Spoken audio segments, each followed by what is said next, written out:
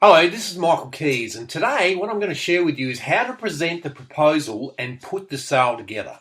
Now, there's many ways to present a proposal, and there's the right way and there's a wrong way. And the people who get this wrong have many good proposals rejected by their owners, only to find out later on that these listings have gone to other agents and the other agents have sold them for less than what they could have sold them for. The other agent gets paid and you don't. Now, the salespeople who get this right have a better than 90% ratio of having the proposal accepted. People love them and refer them to everybody they know. When I was selling, I worked long and hard to build this reputation by doing the following, which you can easily achieve as well. The first thing you have to do is build a great relationship with your sellers, and this will determine the ease you have in presenting proposals. If your sellers are strangers and you haven't spoken to them, at least once a week, talking to them as if they're good friends, then you are going to have trouble presenting proposals to them or presenting offers. You need to know what they really want and what their needs are.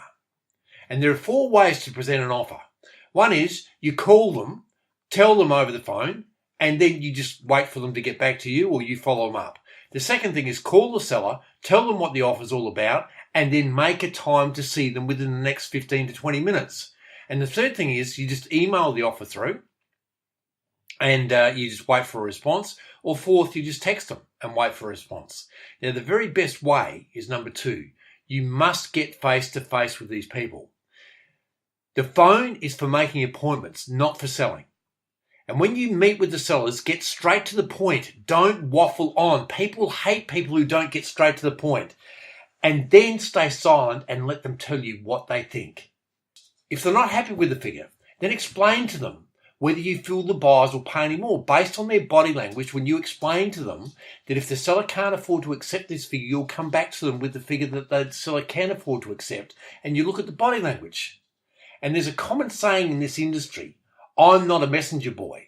I'm not going to run around and I'm not going to do this sort of stuff. Well, I am a messenger boy. I'll run around all night to put a sale together.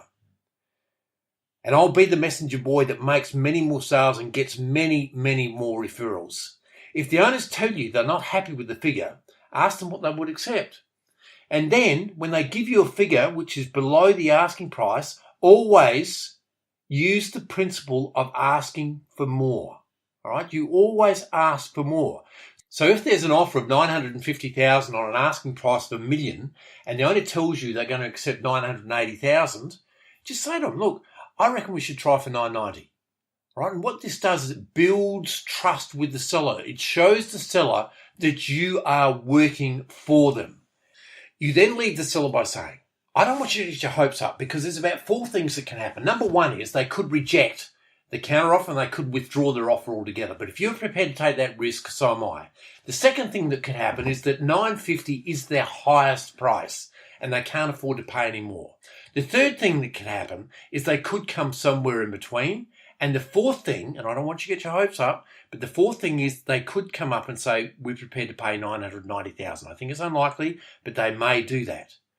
And when you've explained those things and you have the signed counteroffer proposal from the seller, you then go and enthusiastically see the buyer and you get the highest price.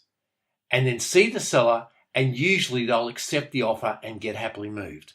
Next time, I'm going to share with you how to get the buyers to their highest price.